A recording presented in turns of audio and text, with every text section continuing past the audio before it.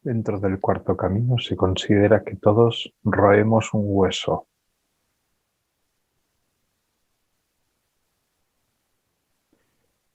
Es un hueso que no nos podemos tragar, que permanece en nuestra boca y lo vamos royendo de forma constante.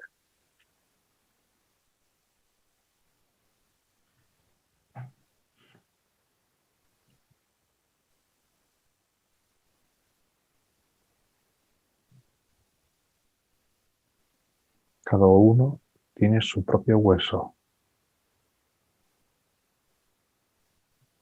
Roer ese hueso hace que uno no pueda tragar nada más.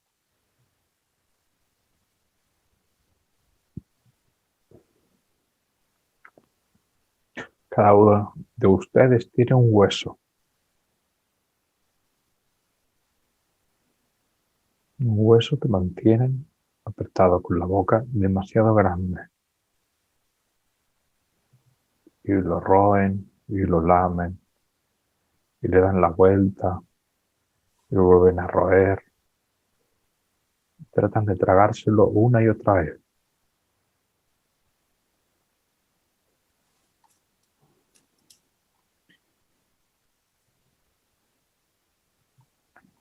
Uno de los trabajos más importantes dentro del cuarto camino es ponerle nombre a ese hueso.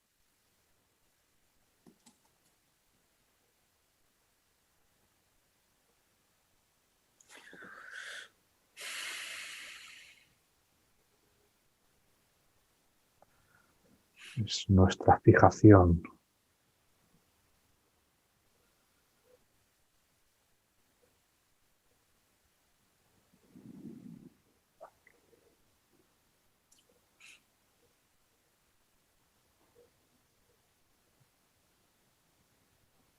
No lo puede vomitar porque no lo puede tragar.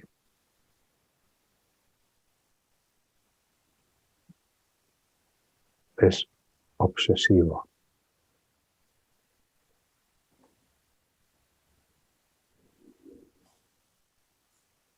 Y lleva tanto tiempo en nuestra boca que nos olvidamos de él.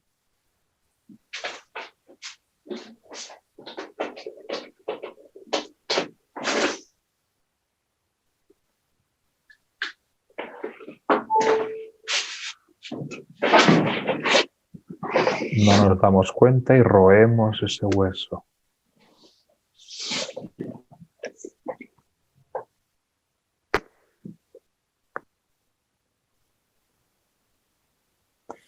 Darle nombre al hueso que roemos es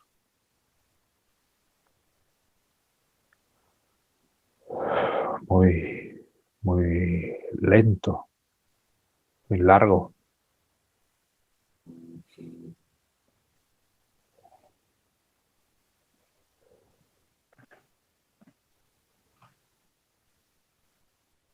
Es un hueso al que le tenemos mucho aprecio. Forma parte de cada uno. Es nuestra misión.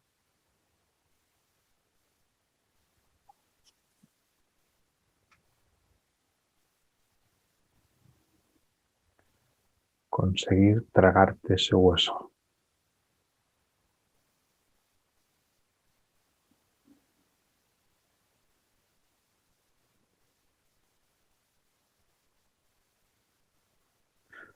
Para el cuarto camino solo hay uno que es realmente importante, uno que da estructura a toda la máquina.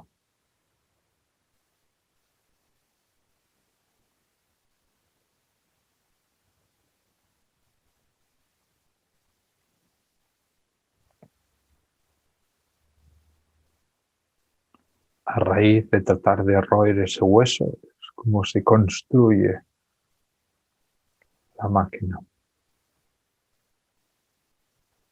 Es a través de ese hueso que la máquina tiene su función.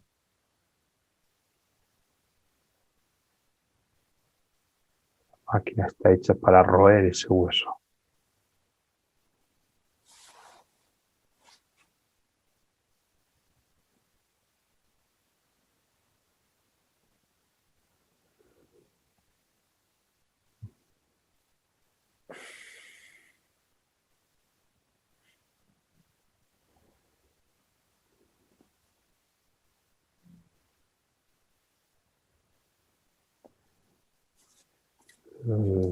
difícil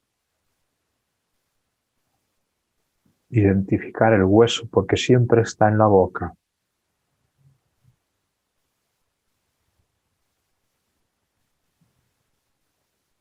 Siempre está ahí.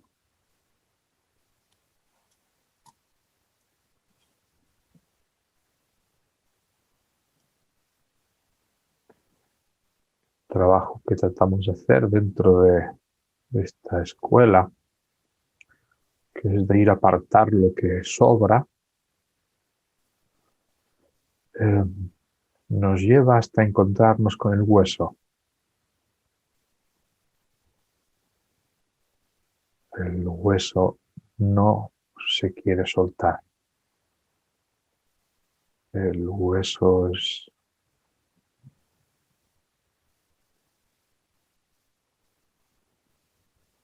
lo que de forma más fuerte atesoramos.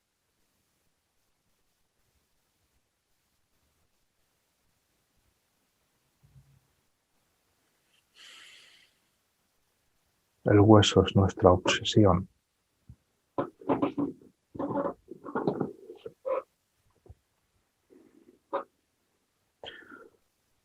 Podemos soltar muchas cosas menos el hueso.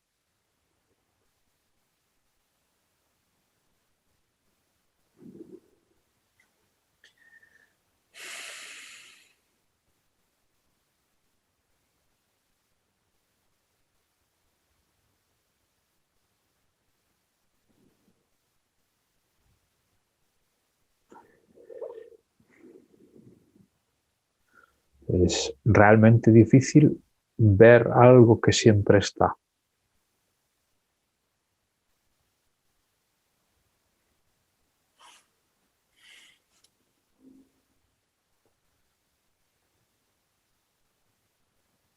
Es realmente difícil notar algo que siempre te toca.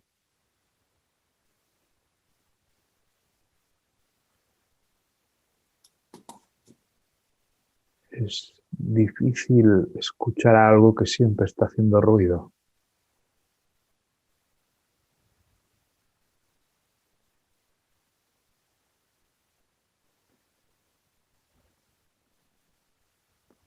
Uno de los trabajos que tratamos de hacer, sobre todo con las prácticas, pero sobre todo con las danzas,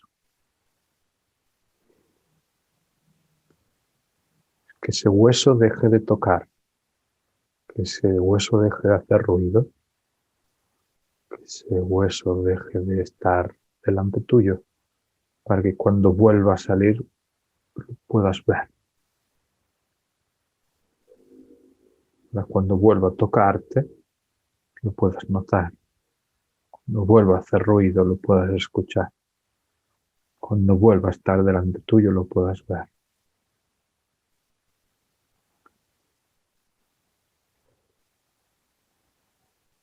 Para ello tratamos de hacer que las danzas, los movimientos y las prácticas sean muy conscientes y muy profundas. Y tratamos de crear mucha atención. Si no hay un gran trabajo de atención, el hueso siempre sigue ahí.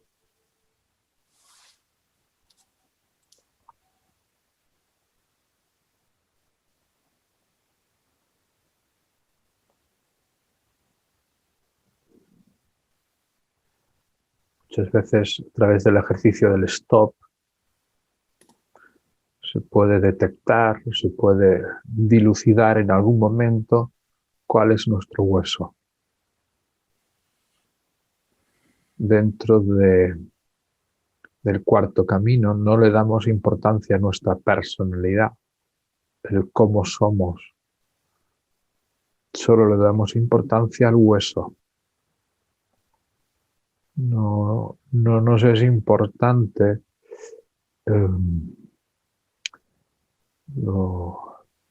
lo que acumula encima ese hueso. Solo queremos saber cuál es el hueso. Lo demás es circunstancial y secundario. No trabajamos la personalidad o la neurosis. Solo tratamos de detectar el hueso. Y el hueso es algo muy sencillo.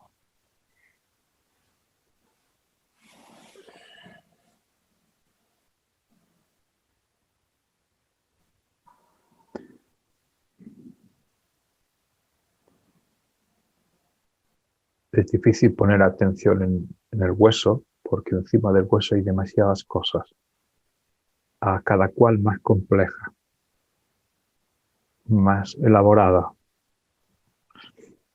Eso lo que hace es que perdamos la atención.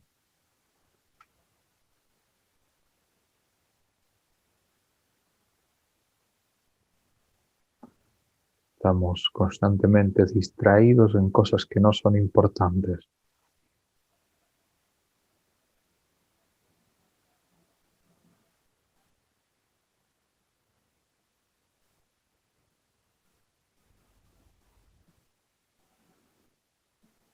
Y no sabemos cuál es nuestro hueso, qué es lo que motiva que haya todo ese pilar, toda esa estructura piramidal invertida de cosas sustentadas en el hueso.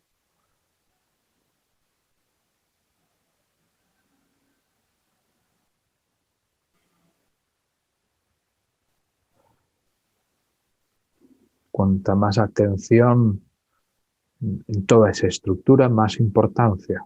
Cuanta más atención, más energía. Y cuanta más atención, más voluntad. Por lo tanto, no ponemos atención sobre esa estructura. Tratamos de poner atención sobre el hueso. ¿Cuál es mi hueso? ¿Qué es lo que muerdo? ¿Qué es lo que no suelto?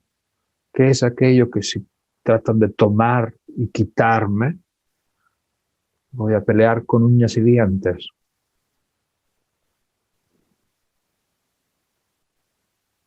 No me lo puedo tragar,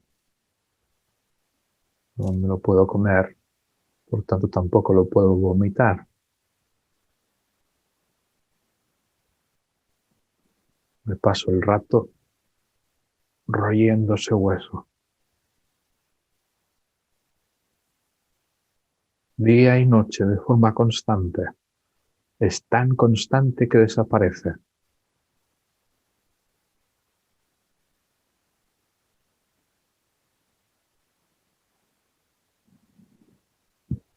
Algunas escuelas del Cuarto Camino hablan de... Hay contradicciones en relación a perfilar el hueso para, para que la mente no entre ahí a imaginar algo para dejar a la máquina tranquila. Unas escuelas del Cuarto Camino se atreven a decir que el hueso es una afirmación.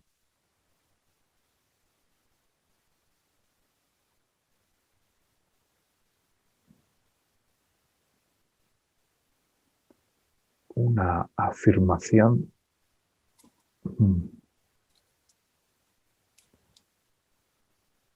que es el principio de la verdad.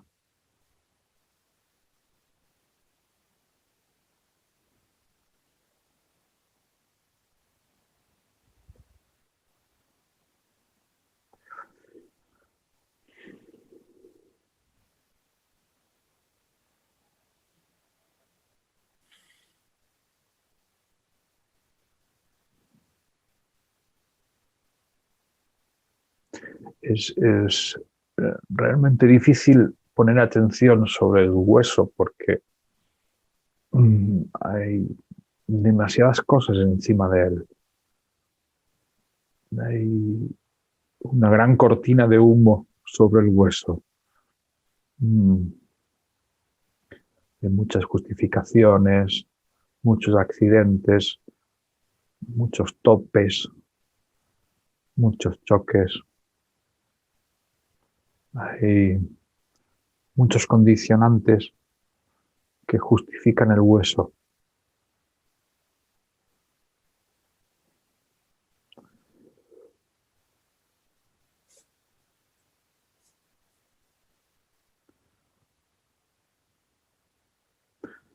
Esas escuelas de Cuarto Camino que hablan de que el hueso es una afirmación.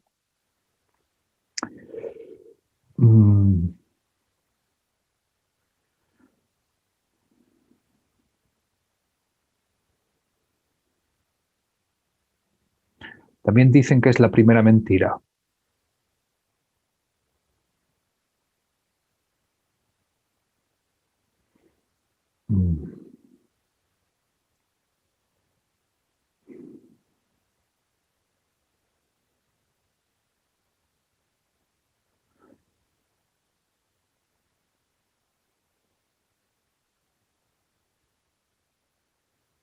Dicen también que como afirmación, una afirmación es el principio de la identidad. Yo soy.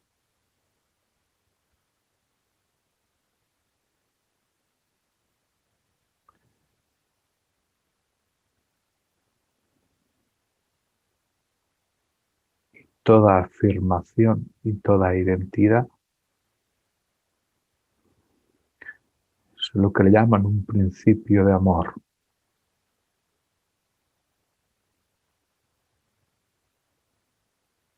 La individualización como una forma de preservar y de dar identidad a algo que sufre.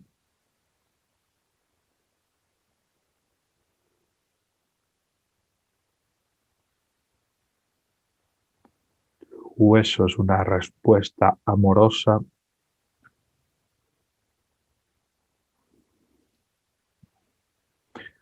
literalmente amorosa para paliar un sufrimiento.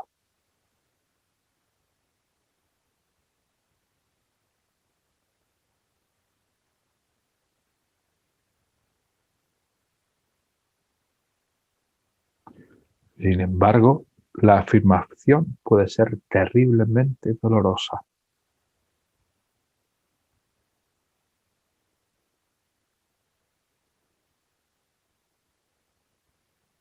Terriblemente dolorosa.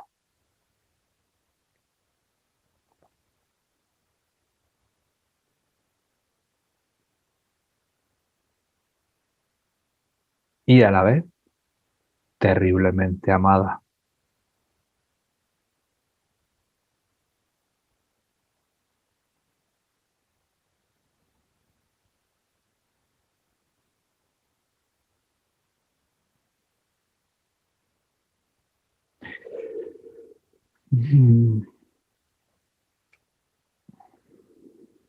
Gurdjieff decía que ese hueso no lo podemos sacar nunca de la boca.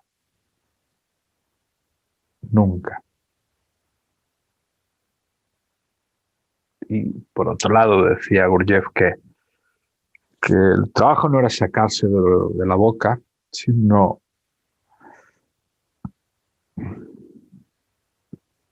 saber que estaba en la boca.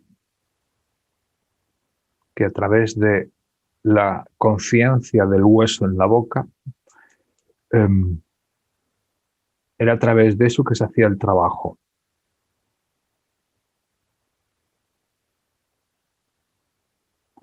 Esa pérdida de la esperanza de poder sacarse el hueso de la boca.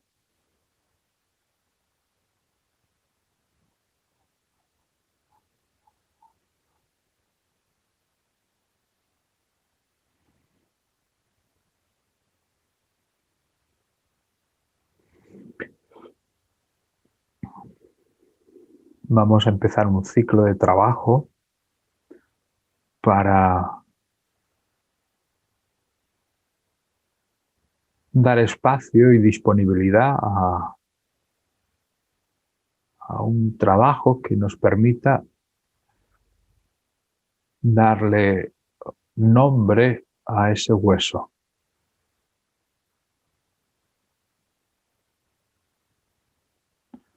conocer ese hueso.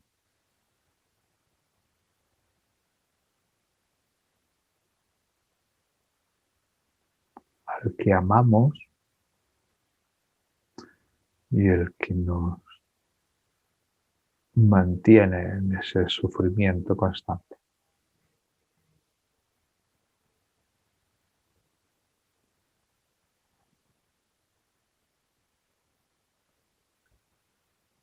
El hueso es una respuesta a la incapacidad de sentir dolor.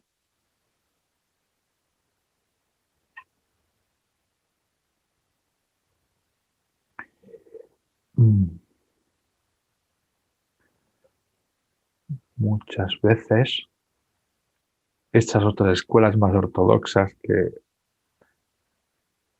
yo provengo de una escuela de cuarto comino ortodoxa o clásica, pero luego después al final del trabajo fui a otra escuela más ecléptica, que es este tipo de escuela más ecléptica, dice, toda esa afirmación empieza con yo soy.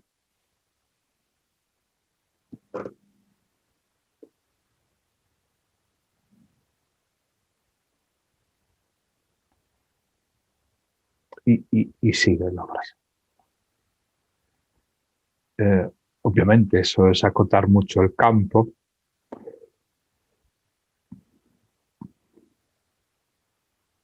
pero ese es el hueso. Yo soy.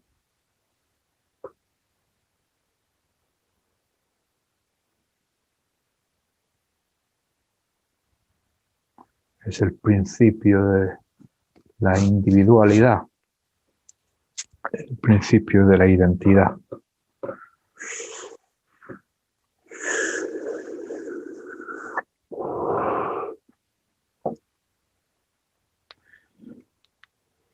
Si conocen ustedes cuando hemos hablado del yo soy, es un yo soy, punto y aparte. El hueso es un yo soy con algo.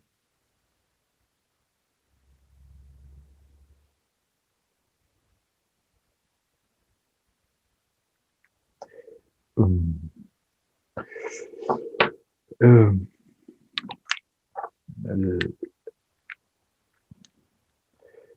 trabajo no es observar el hueso, porque al estar el hueso constantemente en usted, usted no lo puede ver. El trabajo es hacer prácticas que de forma afortunada, a través de la atención, la observación y la disciplina, le ayuden a soltar el hueso por un instante, aunque sea un segundo. Entonces, cuando vuelva usted a tomar el hueso, entonces podrá darse cuenta que está ahí.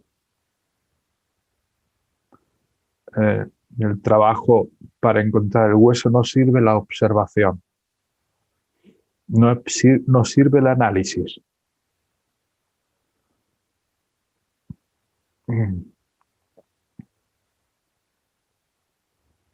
Es como no puede usted observar el hueso. Lleva tanto tiempo tocándole la pierna que usted no puede sentir que le están tocando la pierna, por mucho que usted esté observando. No se puede observar algo que sigue siempre ahí.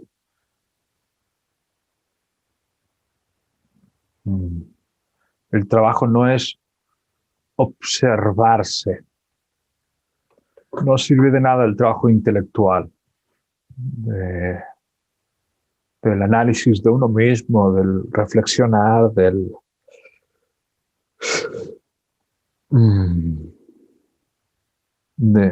autoanálisis.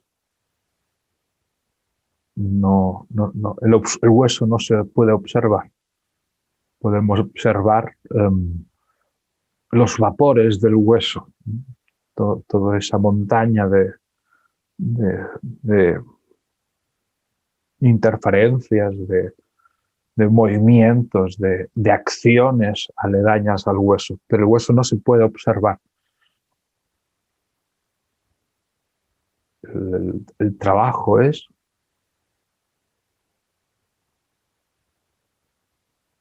distraer de alguna forma la máquina para que en un instante lo suelte. Cuando suelta el hueso, usted no lo va a ver. Usted va a observar el hueso cuando la máquina vuelva a tomarlo.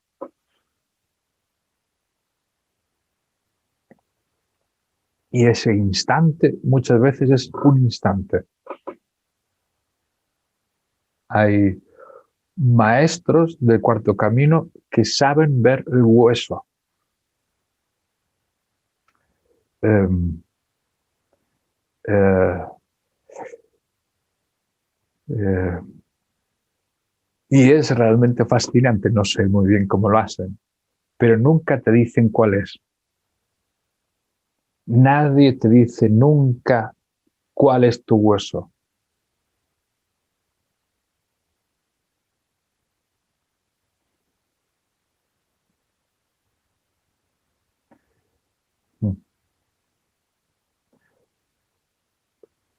No puede usted tener la intención de saber cuál es su hueso, porque entonces no lo va a ver, porque está poniendo atención en el hueso. Y no ese es el trabajo. Cuanto más atención ponga ahí, más agarrará el hueso.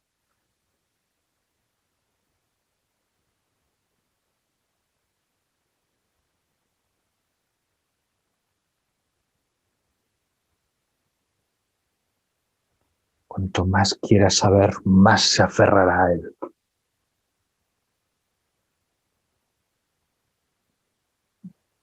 El trabajo es hacer prácticas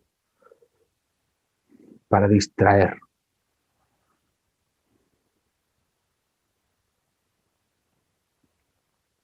Obviamente, por eso las prácticas del cuarto camino suelen ser así como bastante tontas, niñas, fáciles y sin importancia. Cuanto más importante es algo, más se aferra al hueso. Cuanto más importancia tiene el trabajo, más se aferra al hueso. Cuanto más atención hacia el hueso, más importante es.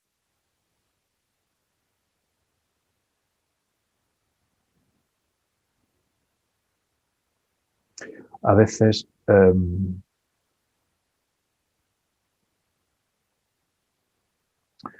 llega uno a ver el hueso de forma fortuita, viendo enormes trabajos de conciencia, de danzas sagradas de Gurdjieff, de movimientos, de disciplina. Y un día llega el hueso. Un día se da usted cuenta de que no lo está agarrando. Y en ese instante, cuando se da cuenta que no lo agarra, hace y agarra el hueso. Y ahí es cuando lo puede ver. Cuando pierde la identidad.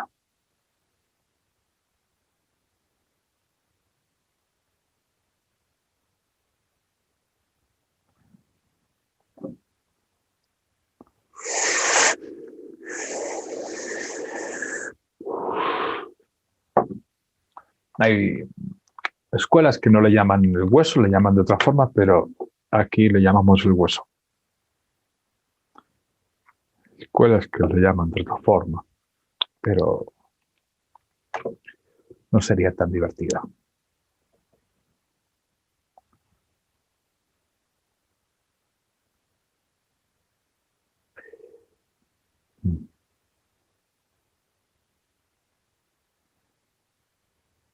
El, el, cuando uno encuentra el hueso, entonces entiende lo que dice Gurdjieff de sufrimiento voluntario y esfuerzo consciente. Obviamente es una frase que suele tener su particular contradicción en un mundo en el que necesitamos ser felices y el amor y la autorrealización y la paz. Es ciertamente difícil entender que una de las claves del cuarto camino sea en el esfuerzo voluntario, perdón, el sufrimiento voluntario y el esfuerzo consciente.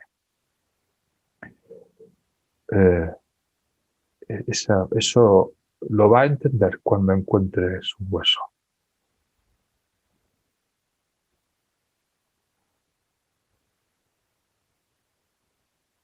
Porque no lo podrá soltar.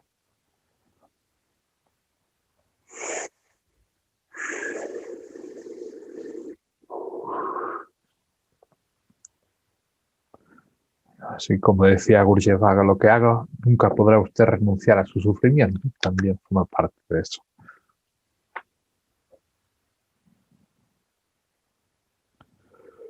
Eso es una idea sagrada, una idea santa. Es la verdad.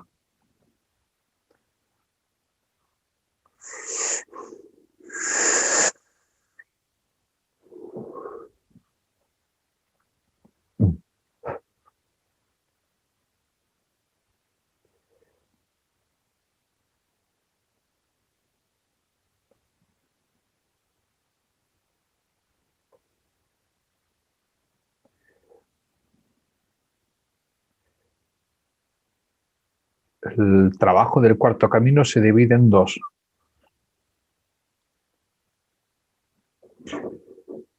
Por un lado está el trabajo que se hace con el cochero, los caballos y el carro. El trabajo con el cochero, los caballos y el carro tiene una finalidad muy determinada. Acicalar, limpiar, cuidar, gestionar el centro mental, cuidar la parte de la potencia, que serían las emociones, pero toda finalidad de ello es parar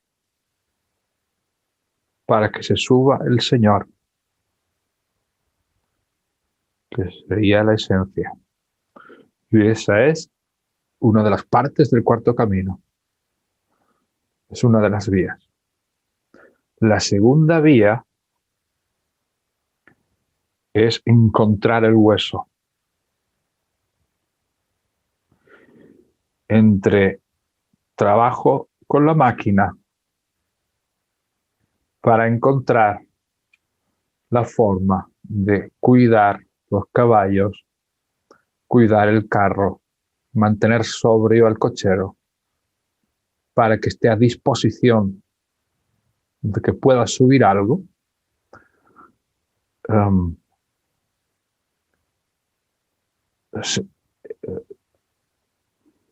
Forma parte de la dualidad de buscar el hueso.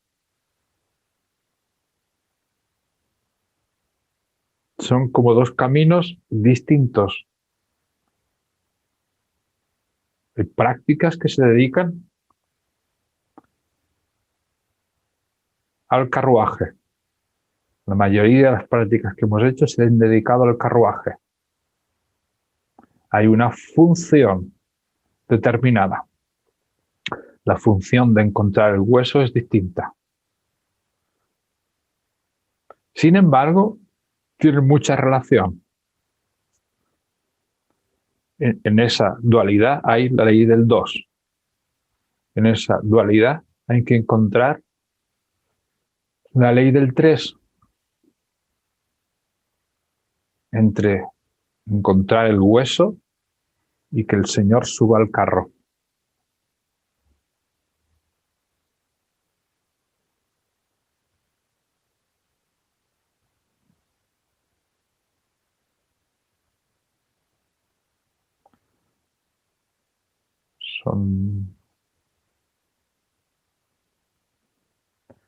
Son dos caras de la misma moneda.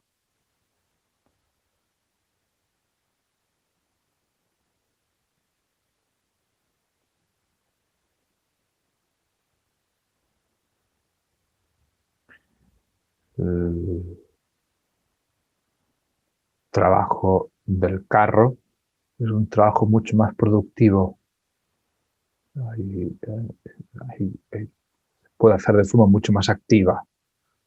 El trabajo con las emociones, que es lo que estamos haciendo la semana pasada, de la búsqueda del miedo, del llanto, trabajo con el centro mental, el estudio de los textos, el trabajo con el cuerpo, de las danzas, el trabajo de dominar la máquina, de hacer que pare, de hacer que se gestione, de alimentar los caballos, de sacar al cochero de la cantina de su embrollo mental, dedicarlo al trabajo. Ahí hace falta atención, dedicación, esfuerzo. Y todo eso forma parte de algo que le llamaríamos blanco. Es un camino blanco. Es un camino activo. Es un camino en el cual podemos hacer cosas. Hay un trabajo que podemos hacer ahí. Uno puede dedicarse a esa labor. Uno puede hacer el trabajo de la invocación de la presencia. Uno puede determinar ahí una dirección. Trabajo con la búsqueda del hueso es un trabajo del camino negro. Es un trabajo distinto. Es un tipo de trabajo que no tiene tanto que ver con la dirección y con el esfuerzo. No tiene que ver con ponerle atención. No le podemos poner atención al hueso.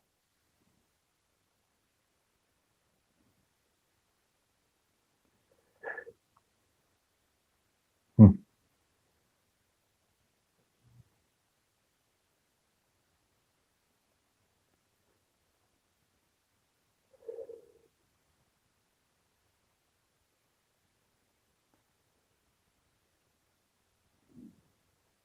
Si no encontramos el hueso,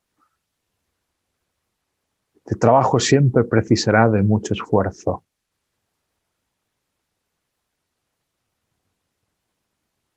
Este trabajo siempre se va a ir.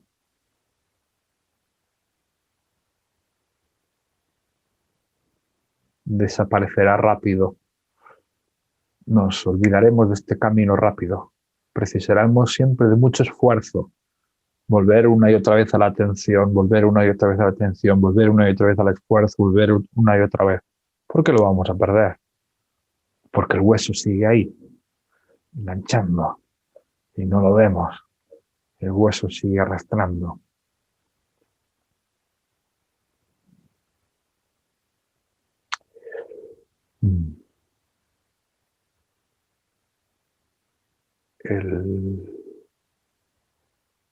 Gurdjieff decía que encontrar el hueso es muy parecido a cazar.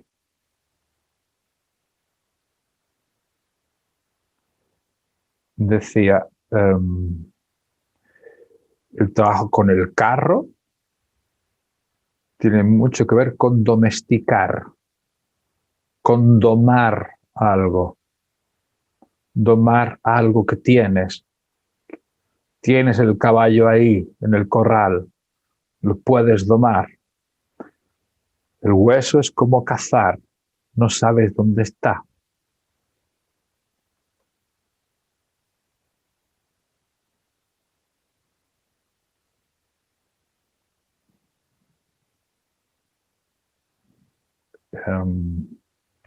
El hueso no aparece.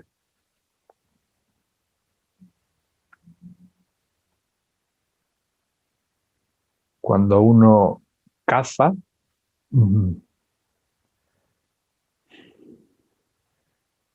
debe tener como una visión periférica, una visión muy abierta.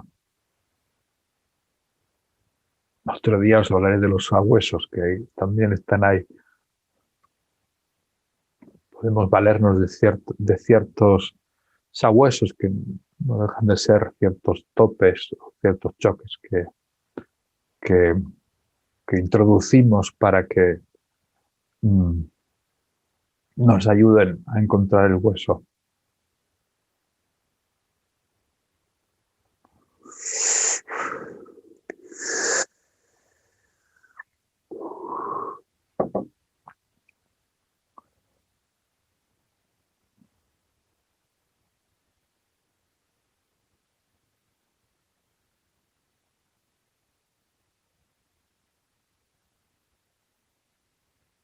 Si no soltamos el hueso, no.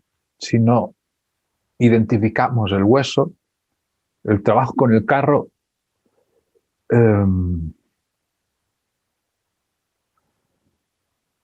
o bien siempre será infructuoso, o bien siempre precisará de un enorme esfuerzo. Hay mucha gente dentro del cuarto camino que se toma el trabajo de forma muy intensa, muy sectaria, muy fanática, porque para dominar, para cuidar los caballos, para enjaetarlos bien, para mantener el cochero sobrio, hace falta demasiada atención.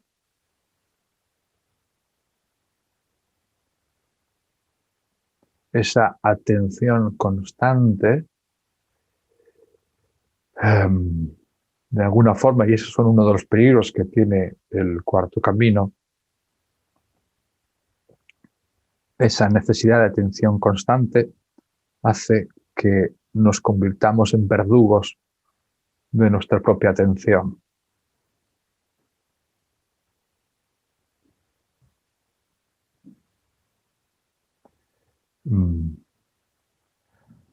Bueno, ya nos gustaría a nosotros ser verdugos de nuestra propia atención. No tenemos ni atención ahora mismo. Pero hay gente del cuarto camino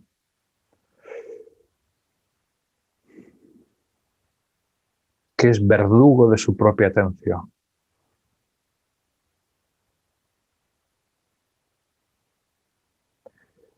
Uno de los ejemplos que dicen que ponía Gurdjieff, yo no sabría decirte,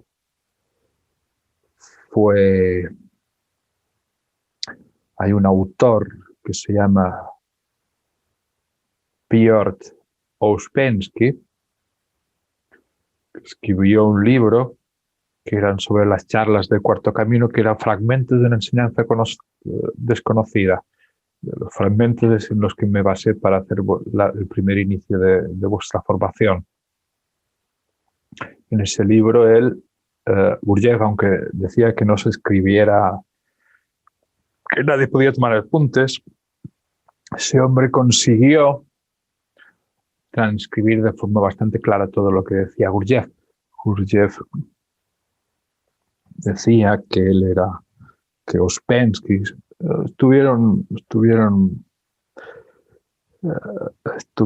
enfrentados durante mucho tiempo. Ouspensky empezó a hacer escuelas de cuarto camino en Inglaterra, era una persona muy conocida, era un escritor muy conocido y un pensador muy importante, y llegó a ser muy importante dentro del cuarto camino. Es más, cuarto camino lo acuñó Ouspensky, no fue Gurdjieff. Gurdjieff nunca habló de cuarto camino, nunca habló de nada estructurado. No fue Ouspensky quien, es más, hay un libro que se llama Cuarto Camino de Ouspensky, que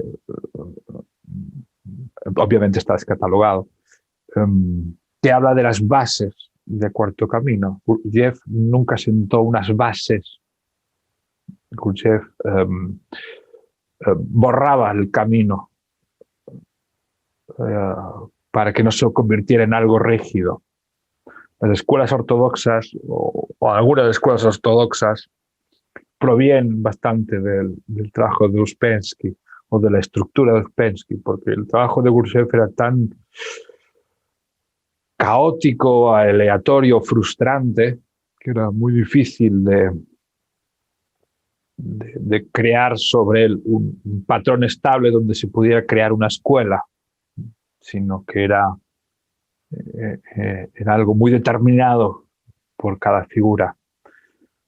Ouspensky se convirtió en un borracho. Cuentan que Ouspensky, cuando murió, dijo que quería morir consciente. La obsesión de la conciencia le llevó a beber,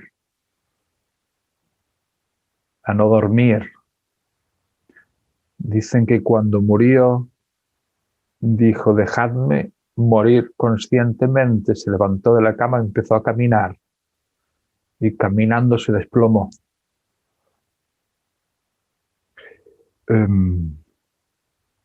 Hay escuelas que siguen bastante a Ouspensky porque fue el que estructuró bastante las enseñanzas de Cuarto Camino.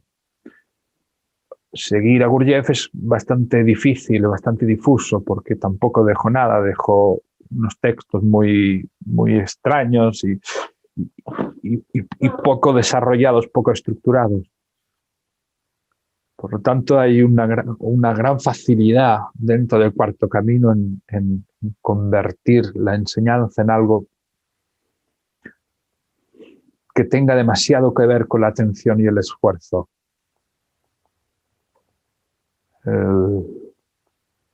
Ouspensky no conseguía ver su hueso.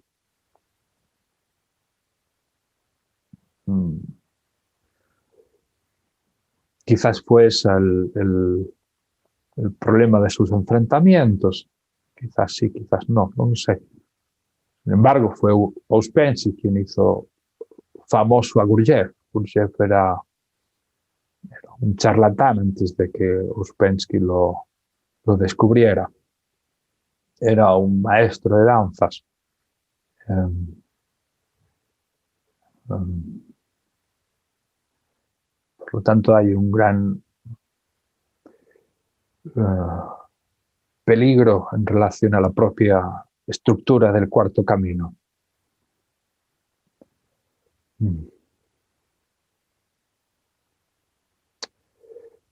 Todo el trabajo del carro, del carruaje, los caballos, hay un gran peligro. En todo el trabajo de que venga el Señor, hay un gran peligro de que se convierta eso en algo muy noble, en algo que nos dé mucha importancia.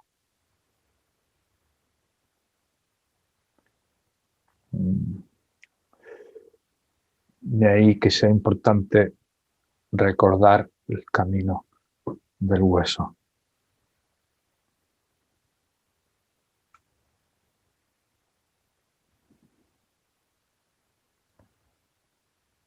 Recordar cuál es la afirmación.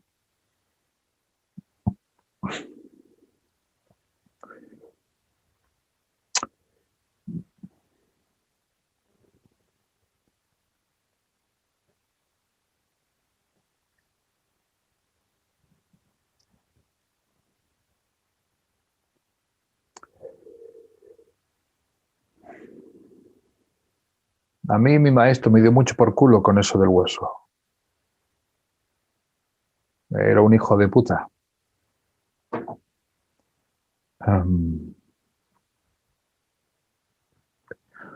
Y nunca me dijo cuál era mi hueso.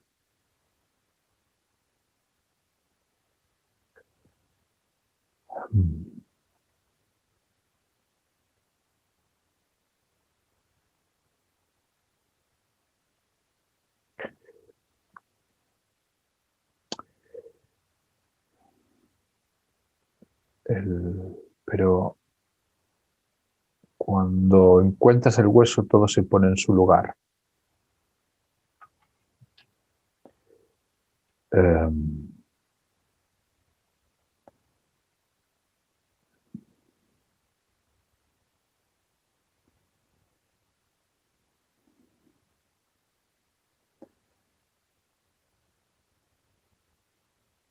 El hueso te pone en tu lugar.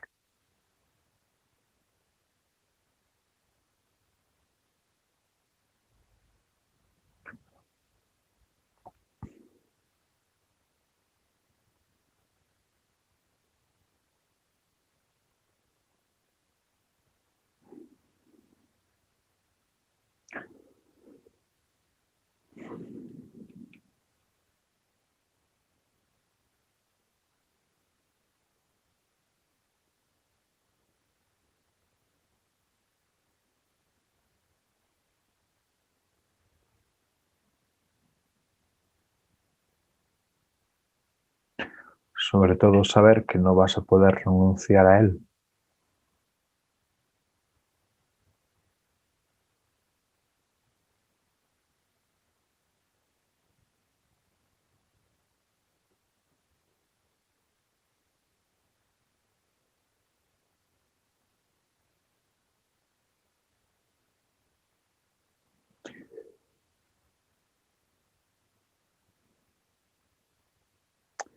Así como Uspensky basaba el trabajo del cuarto camino en el trabajo con el carruaje, Gurdjieff basaba su trabajo en el hueso.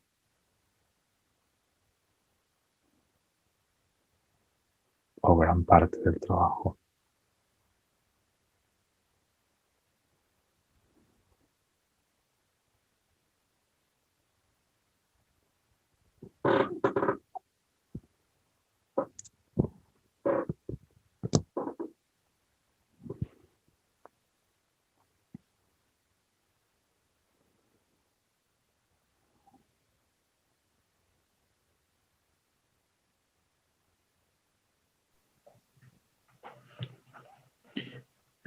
El hueso no se parecería mucho a lo que llamamos el ego.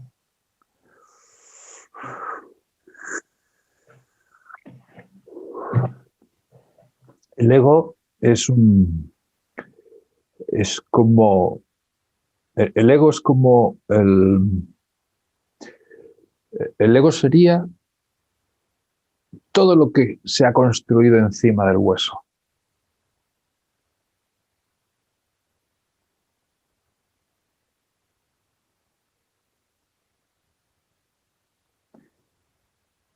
El ego es un constructo terriblemente complejo. El ego, se puede hablar mucho del ego. Puedes hablar mucho del ego. El yo, me pasa. El ego es absolutamente egoico. El hueso es el principio. El hueso es el principio.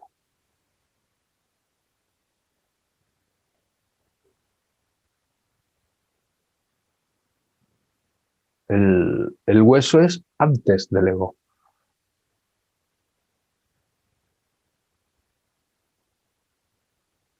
De ahí que en la Biblia hablen de que antes solo existía el verbo.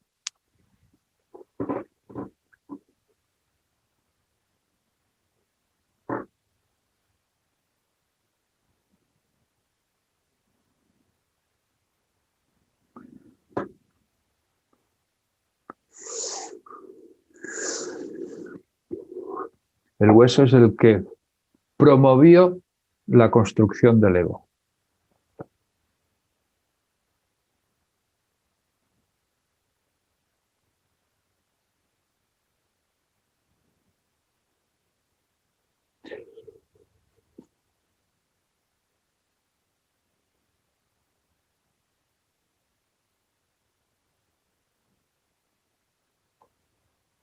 El hueso es una afirmación.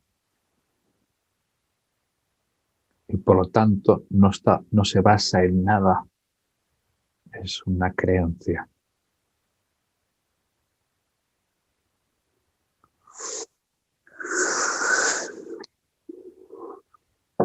Y como creencia no se puede basar en nada.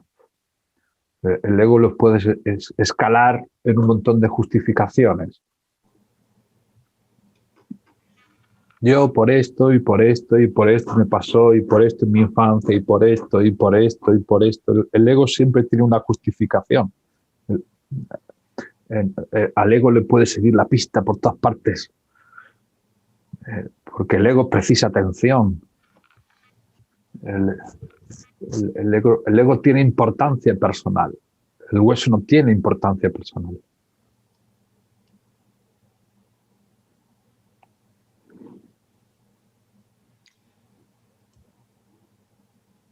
El hueso entonces lo entendemos desde un punto de vista de que es algo con lo que venimos al mundo, ni poco menos. Porque si el ego es una fabricación tan primitiva en nuestra evolución, en nuestro crecimiento físico, pues es como algo previo, ¿no? Venimos al mundo con eso, y sobre eso se organiza el ego, se organiza la personalidad, toda la estructura. Es posible, es muy posible. Sí, es muy posible que del hueso no puedas escarbar por debajo. ¿De dónde viene el hueso? Es posible, Es como una genética espiritual, ¿no? podría ser.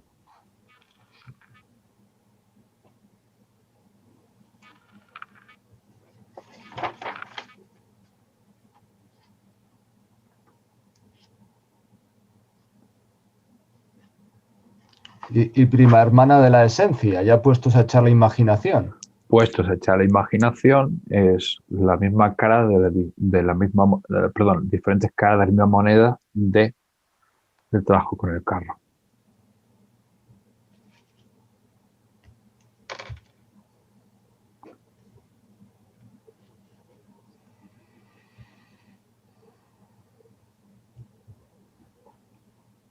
Si existe luz, existe oscuridad.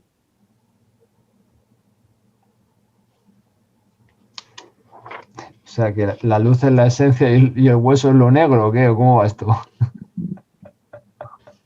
Diremos que Gurdjieff se basaba en el camino negro y Ospens que se basaba en el camino blanco.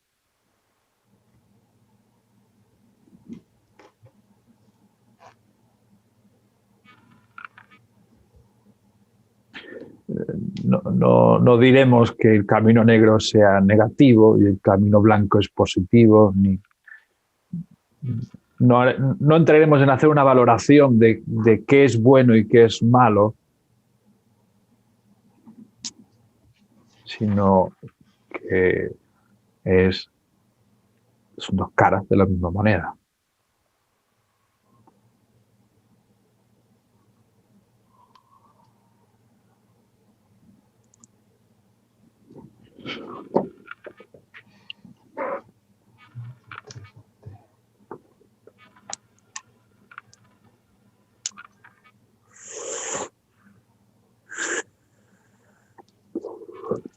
¿Se ha entendido?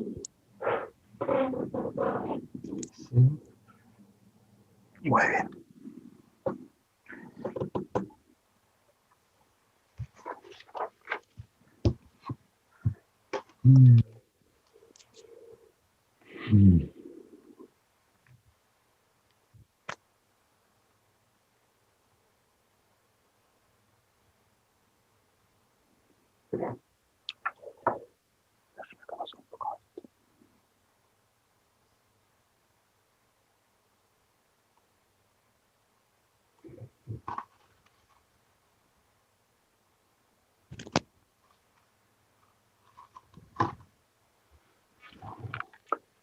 Bien, ¿qué tal los deberes de la semana pasada?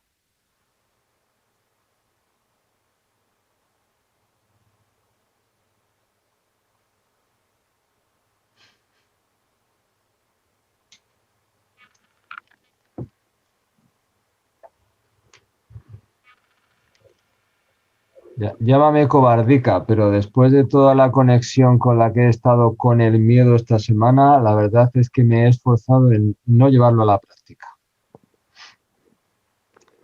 Porque ¿Qué tal ya ahí? entre lo conectado que estaba y lo conectado que me quedé también en la última sesión, me he acordado, pero la verdad es que no he tenido cuerpo.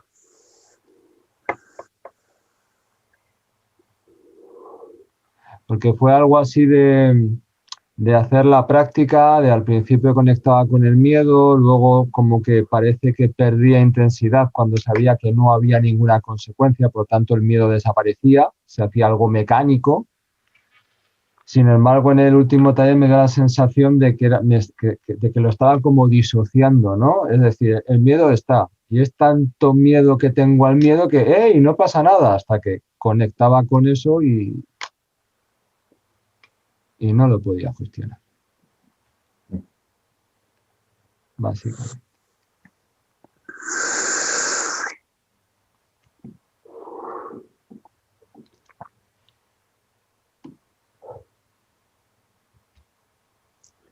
y creo que usted es el único que ha hecho los deberes.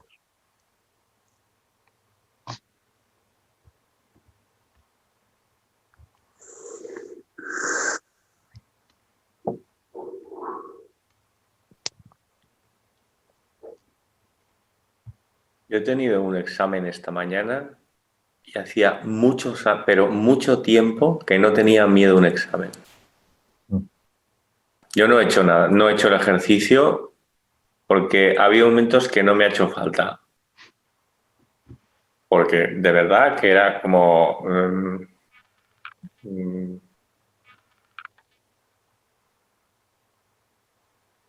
sí, bueno, una intensidad, bueno, no era tanto como dejar de respirar, pero era unos niveles de sensación corporal de miedo que no recordaba o que no identificaba. Pero... y ver también la cantidad de cosas que hago para que se vaya. Ver la tele, o sea, cantidad de pequeños mecanismos para olvidarme de esa sensación. ¿Es una sensación o es un pensamiento? No, es una sensación. El ejercicio de no respirar es algo puramente corporal que llega e inunda. Y entonces he hecho el examen esta mañana. Cuando me he puesto a hacer el examen ya me he tranquilizado. Pero llevo ayer estaba pero muerto de miedo. Y es un examen que, bueno, tampoco es que sea muy trascendente, tiene su importancia, pero me he sorprendido o incluso he recordado esta sensación de hacía mucho tiempo también ante un examen. Esto de que tener que responder, que te evalúen, que toda esta historia. Entonces no he hecho nada del ejercicio, no lo he hecho porque cuando llegaba esta sensación procuraba dejarme comer por la serpiente. Bueno, no sé si ha pasado o no sé si me he dejado comer o no, pero lo que tengo claro es que no recuerdo esta sensación, o sea, por lo menos recientemente, y recientemente hablo de 10, 15 años. O sea, la cantidad de cosas la cantidad de pequeños recursos que tengo para dejar de poner la atención ahí. ¿Cuáles son? Pues algunos hasta inconscientes. O sea, es como no sé qué hago que dejo de sentirlo. Entonces es como, pues no sé, pensar en algo, moverme y hacer cosas. Eso es clarísimo. O sea, aunque sea... O sea, ayer limpié, no la había limpiado en mi puta vida, la persiana. La persiana, o sea, de fuera de la ventana del salón. Ayer de repente la miré y dije, pues está asquerosa. O sea, llevo 10 años en este piso, no la he limpiado nunca. Y limpié la ventana, o sea, la persiana como si me fuese la vida. Entonces, sobre todo en la acción, estar ocupado, como con cosas que hacer, eso me saca de ahí. La tele me saca de ahí también, muchísimo.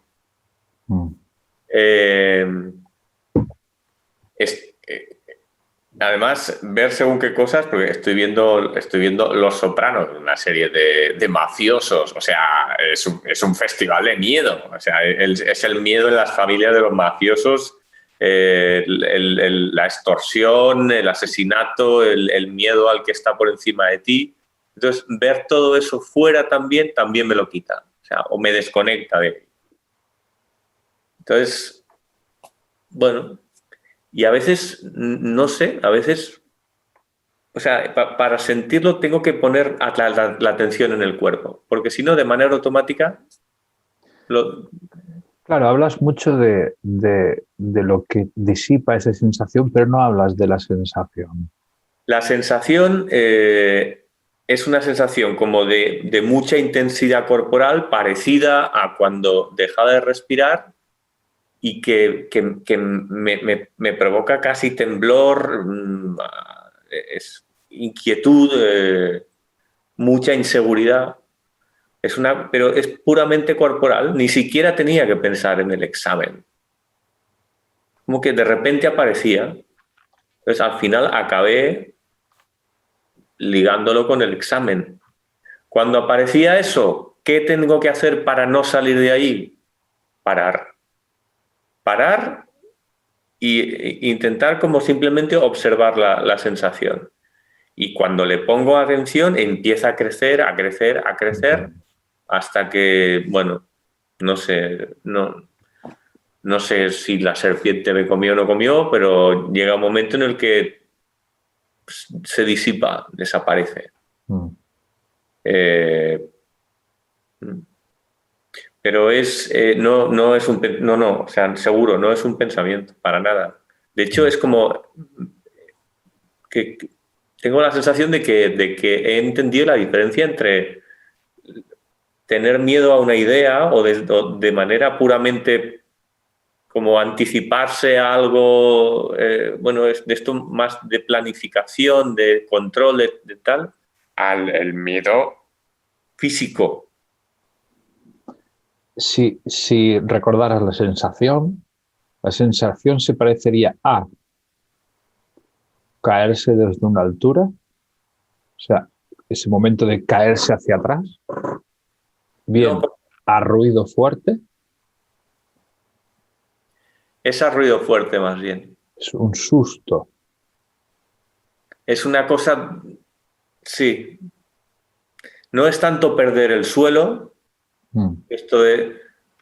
No, es algo que yo estoy o sea, tengo apoyo, pero sube e inunda el cuerpo. Sí, es un susto más que... Sí.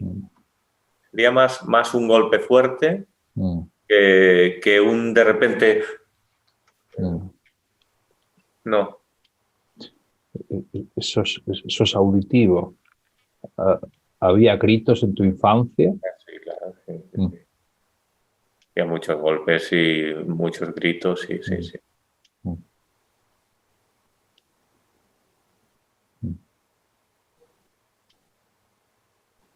El ruido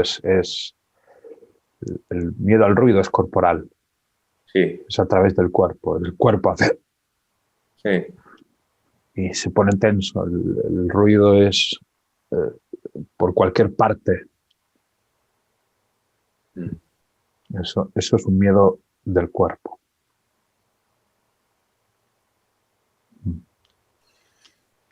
Entonces no... He tenido bastante ya, ¿no? Mucho más. Buen trabajo. Y cuando dices que estás ahí, ¿a qué te refieres?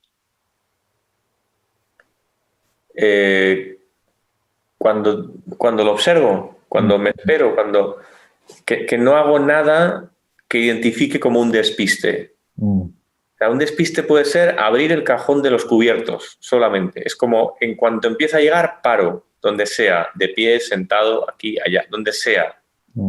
Y dejo de atender a nada. O sea, no pongo ni siquiera la vista en nada. Es como esperar.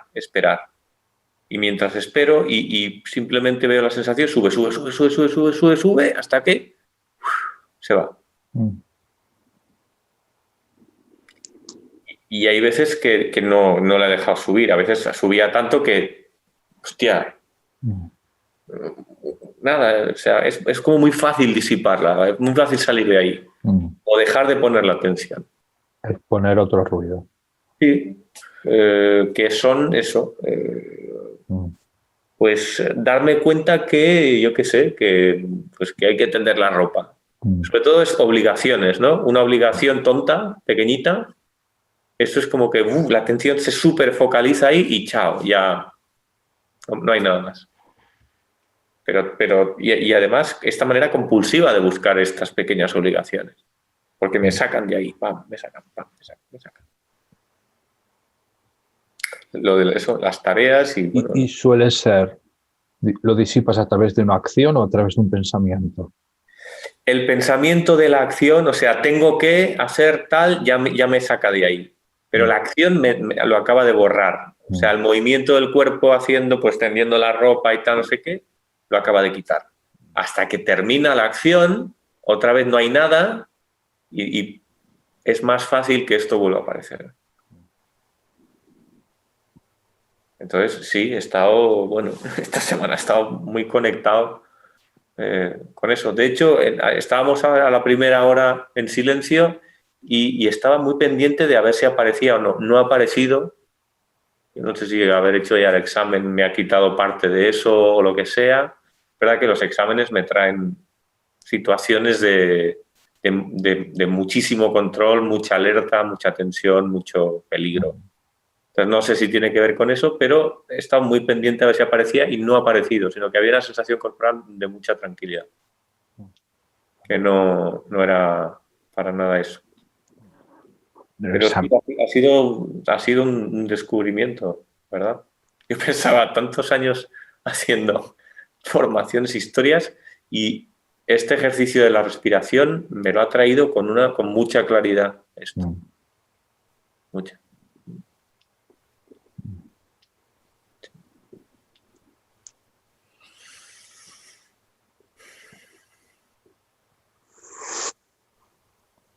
Yo lo he hecho una vez y no he repetido porque ya el miedo lo tengo bastante en mí mismo, ¿no? Y bueno, también he sentido y tengo aún miedo a la muerte, cosa que me parecía que lo tenía un poco solucionado, pero no, a partir de que un compañero o un cliente mío está en la UCI en coma por el coronavirus y está hecho polvo, pues hostia, me ha venido como la sensación, hostia, cuidado que tú también la puedes palmar, ¿no? Y ya hacía tiempo que no tenía miedo a la muerte y ahora tengo miedo a la muerte.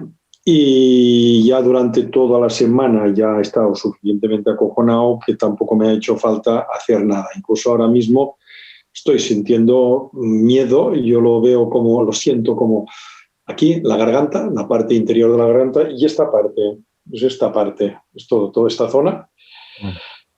Una cierta dificultad a la hora de respirar y como una especie como como de parálisis, ¿no? Yo creo que el miedo mío no es tanto como a sonido, sino como a caída de mucha altura.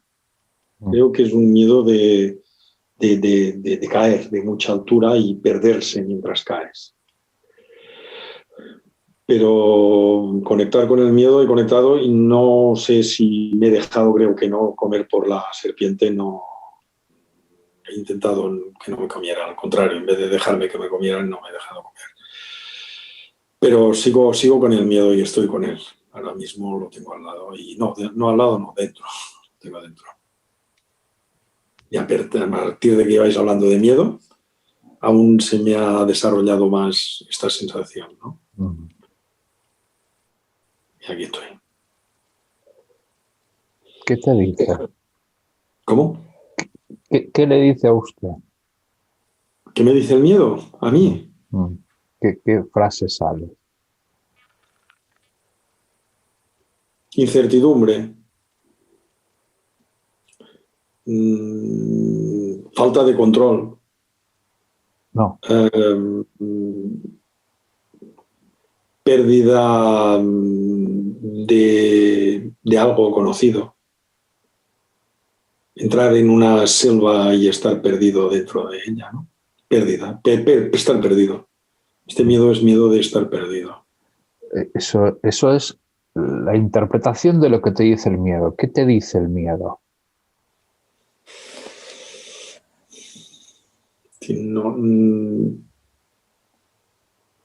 Es que es sensación, no hay frase, no, a menos ahora mismo no siento una frase. El miedo me paraliza, me bloquea. Pero sin embargo lo localizas en relación al amigo que tuvo... Sí, lo relaciono a la pérdida, bueno, la pérdida no, a un tío que estaba bien que ahora está en coma, ¿no? Digo, hostia, ¿cómo es el mundo, qué efímero y tal, ¿no? Joder, ¿sería miedo a lo desconocido? Sí, es miedo a lo desconocido, sí.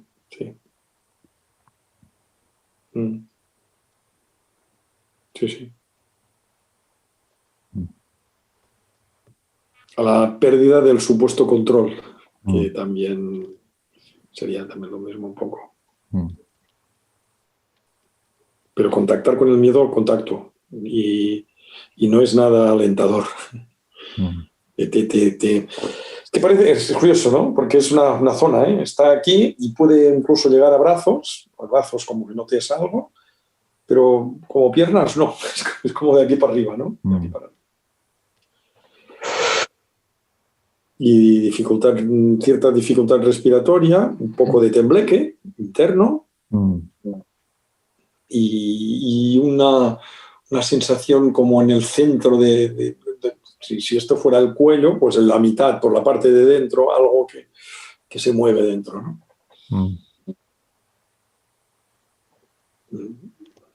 Puedo estar con él, pero joder, no me gusta. No me gusta sentirlo. ¿Y la mandíbula la aprieta usted o...? No, incluso siento como, no mucho, pero si me suelto un poco sería como cuando tienes frío, ¿sabes? Un poco, pelín por dentro, como... Entonces, también igual, ahora igual hemos cerrado la calefacción en casa y también estará el frío dentro, ¿eh? También está real, ¿no? Y se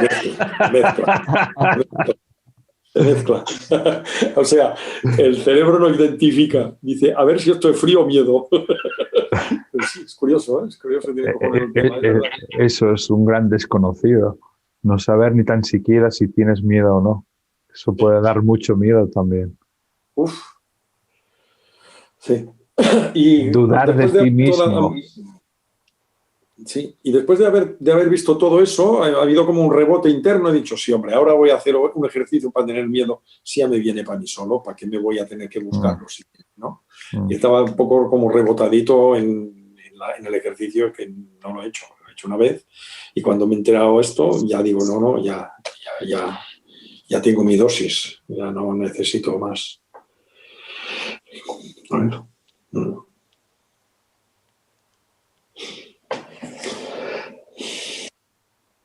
¿Qué te dice el miedo? Es desconocimiento.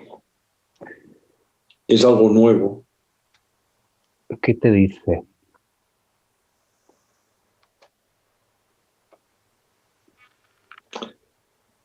Según como lo veas, el miedo, no sé si me dice, pero me hace muy pequeño. Vale. ¿Qué te dice el miedo?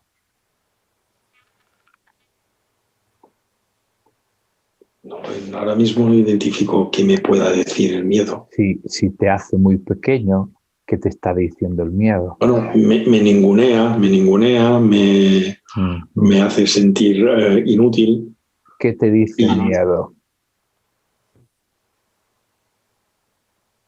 Igual está el no eres válido. Podría estar. ¿Qué más? ¿Qué te dice el miedo?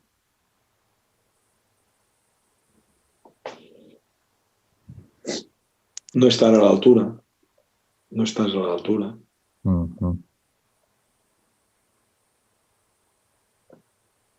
Todo más o menos va en el mismo camino, ¿no? ¿No estás a la altura de qué? No se sabe, de todo. De todo. Ah, ¿te refieres a que no eres hombre? No como sexual, sino a nivel... Masculino. A nivel personal. No tiene nada que ver el sexo aquí, ni masculino ni femenino. Es igual. No estás a la altura. Y punto. No estás a la altura, no eres válido, no eres... O sea, hay una... yo creo que el miedo, el mío, me provoca un sentimiento de inferioridad muy grande. Y quizás quizá esto es lo que me está diciendo el miedo, ¿no? Me está diciendo, tú no vales, ¿sabes? ¿Para qué? Para todo. Es que es como muy, muy abstracto el proceso. Pero está en... Creo que también el miedo también tiene que ver con el si lo que he hecho es justo o no es justo, si está bien hecho o no está bien hecho, si es correcto o no es correcto, en qué camino se está haciendo lo que estoy haciendo, sea lo que sea, es igual, tanto da. Y es un poco paradójico también a la vez. Obviamente tienes un miedo muy mental. Hay mucha mente que no vale para... Sí. ¿Eso quién lo dice? El mismo que debe provocar el miedo. Es el mismo. Creo que sí. Es el bucle, entrar en este bucle mental. Y cuando... Es un bucle, en definitiva. El miedo también es bucle. También es. Entonces, si el miedo es bucle, muchas veces no puedes saber si es miedo porque está él sobre sí mismo y no sabes si no es sabes miedo. dónde empieza y dónde acaba y cómo se genera tampoco, ¿no? Lo vives, lo experiencias. Por ejemplo, ahora el miedo a la muerte. A ver, coño, todos nos vamos a morir. Es que si intento racionalizarlo, intento observarlo, hay una parte de esta mente que dice, chaval, es que te pongas como te pongas, te va a morir seguro. O sea, que no hace falta, ¿para qué sufrir? Y entonces, cuando usted se dice a sí mismo, morirte te vas a morir, ¿qué pasa? ¿Qué dice la mente? Hay dos cosas. Una, hostia, lo que voy a dejar aquí, que hay cosas que tendría que haber acabado, y otra, que me voy a encontrar allí, ¿no? Hay dos pasos, dos sensaciones. Lo que dejo aquí y lo que encuentro allí. La incertidumbre de lo que pueda encontrar, si es que encuentro algo, ¿no? Y cómo lo encuentro. Y si es sufrimiento, es miedo al sufrimiento, es miedo... que este propio miedo genera sufrimiento, ¿no? Pero es miedo a... Si usted está sufriendo, He sufrido como un cabrón. nada más pensar que va a sufrir.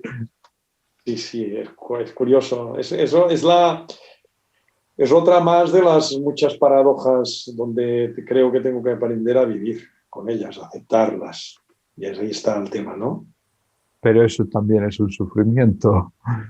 Eso también genera miedo. Si las acepto, no. Si acepto... Sí, si pero acepto, fíjese cómo lo dice usted todo en futuro. Claro, es que de momento estoy aquí con el miedo. Sí, no lo tengo solucionado. Y ahora mismo no está en presente. No. En presente está el... yo pienso que es un temor que conecta con la infancia. Es el mismo temor que podía haber sentido cuando una vez rompí un vidrio y vino el maestro con la regla y me quería dar. Es el mismo temor. Es el mismo. Hay que he roto el vidrio, aquella sensación de que me van a dar y cómo voy a mostrar esto que he hecho de cara a los demás. ¿No? Es como muy curioso, sí. Pues es lo mismo. ¿Se refiere entonces usted al miedo al castigo? Sí, también, al castigo y a cómo me verán. Las dos cosas. Hay mucha comida de tarro. ¿Y podría usted sentir el miedo que siente Born? Lo he entendido,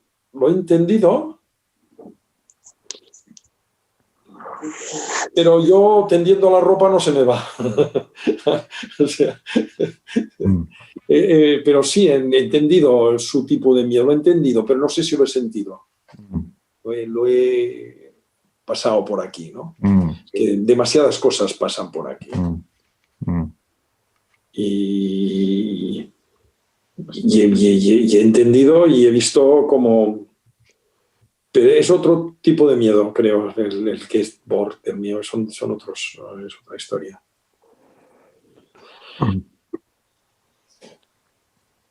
A usted le faltó padre y a Born le sobró padre. Puede ser, sí, puede ser. Los ruidos. Bueno, está bien.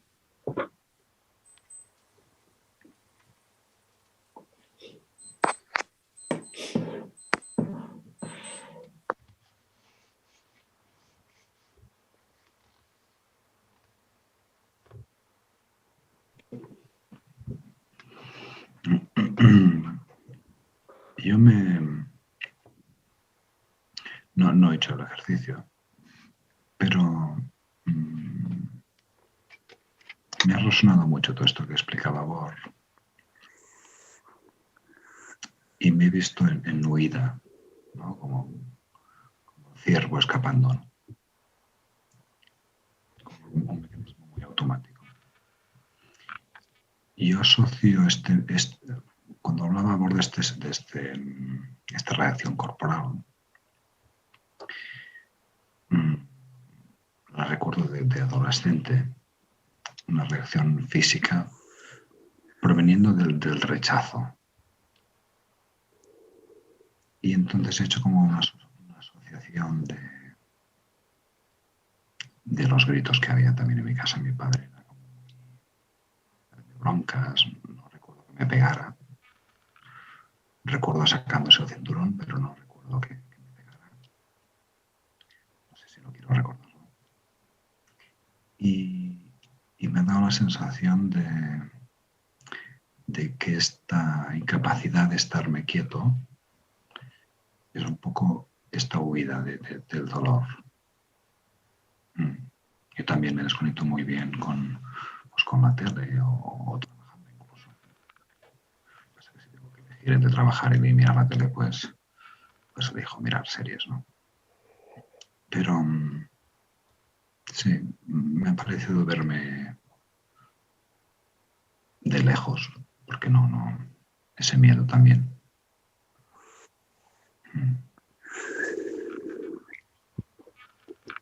Pero con un mecanismo muy automático de huida para desconexión, ¿no? Huida por desconexión, ¿no? Pero recordaba esto, alguna vez me dejó una novia y cuando la veía, pues me cogía como en el cuerpo me cogía como como un calambre, ¿no? Un bloqueo, cosa como muy exagerada. O sea, he hecho esta asociación, ¿no? Y posiblemente también mi padre, pues al castigarme cuando no hacía lo que tocaba, pues también era como un rechazo. Entonces he aislado un poco esto, ¿no? Que hay como un rechazo allá que me genera este movimiento, ¿no? Y supongo, porque no lo recuerdo, que debía haber dolor físico, con lo cual, de pequeño, con lo cual no estoy quieto.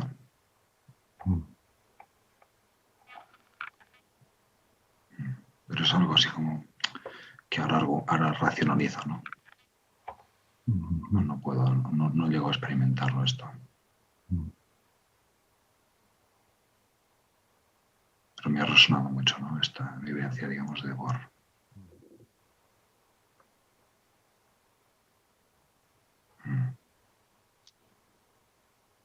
Y este mecanismo, pues tan asimilado, tan automático ya, ¿no? De no hacer, ¿no? O sea, de hacer todo menos lo que sea parar, ¿no?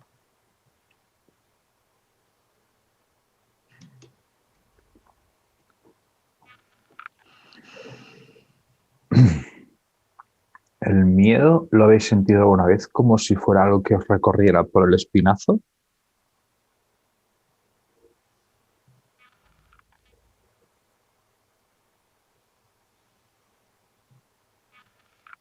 Como si fuera por la espalda,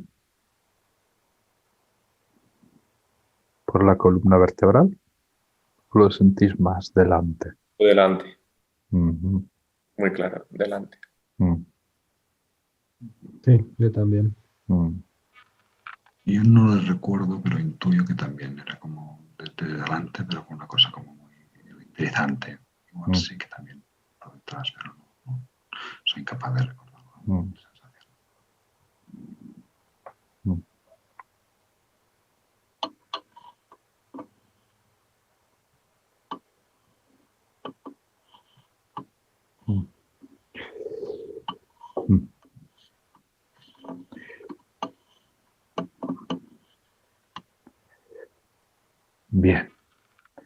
Vamos a aprender a temblar.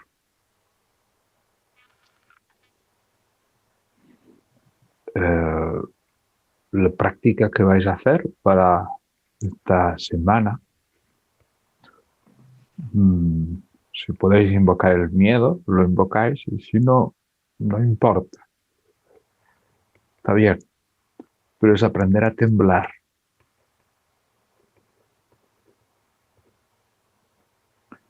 ¿Cómo se aprende a temblar? Hay una posición en el cuerpo en la cual empiezas a tensar el cuerpo. Tensas el cuerpo, tensas el músculo, tensas la mandíbula, pero es una tensión muy fuerte. Tensas, tensas, tensas, tensas, tensas, tensas, aprietas con fuerza todos los músculos del cuerpo. Aprietas con fuerza la mandíbula, aprietas con fuerza los párpados, aprietas con fuerza y luego los sueltas. Vuelves a tensar, tensas, tensas, tensas, tensas los músculos, los tensas, sobre todo lo que tensas son los hombros, la espalda, el pecho, la mandíbula y los brazos. Y en esa tensión, notar cuando estás muy tensionado, sueltas un poco la tensión. No la sueltas del todo, sueltas un poco la tensión. Y en ese soltar un poco la tensión, notaréis como el cuerpo empieza a temblar.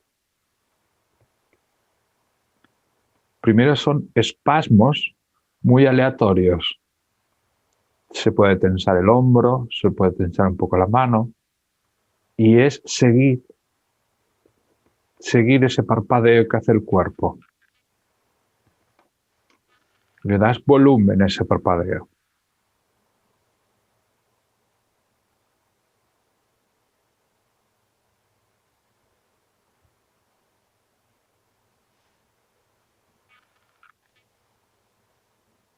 Ahora que tenemos oportunidad, porque estamos en un clima frío, podéis probar también hacerlo con el frío. Lo importante es notar cómo el cuerpo se tensiona y se descongestiona.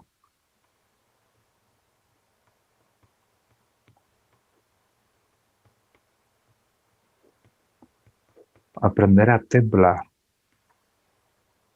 es uno de los movimientos más bonitos y más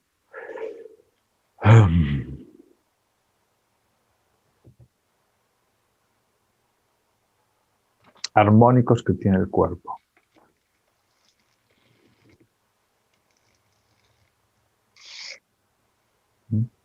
Y soltáis, dejáis que tiemble, dejadle que tiemble un buen rato.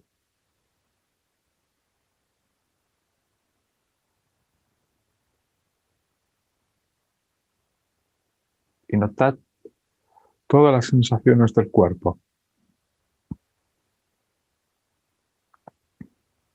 El plus que tenéis los que estáis en el norte es que hace más frío y puedes estar así sin camiseta un ratito en el patio y enseguida empezaréis a temblar y eso es estupendo.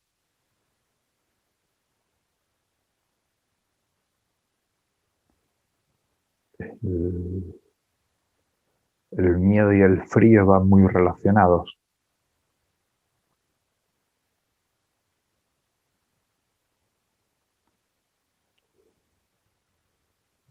Temblar es una forma de calentar el cuerpo.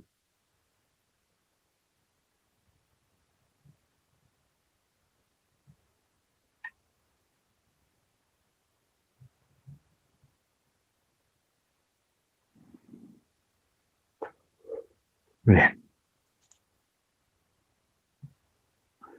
Buenas dosis de tembleque.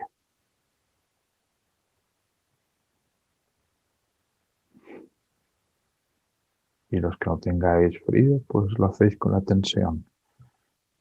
Tensión, tensión, tensión y un poco de relajación. Tensión y relajación. Notaréis que es como una música. El tembleque es algo muy sutil. Empieza, normalmente nosotros solemos cortar el tembleque. Suéltalo. Deja que tiemble, deja que tiemble. Y notaréis sobre todo que os temblará la mandíbula. Que la mandíbula se empezará a sentir dolorida. Deja que el cuerpo tiemble. Dale una gran dosis de tembleque.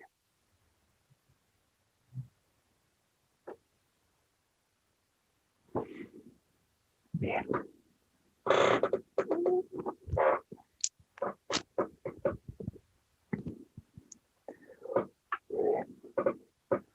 Muchas gracias. Os dejo ahí hablando entre ustedes. Un abrazo grande. Nos vemos el lunes que viene. ¿Mm?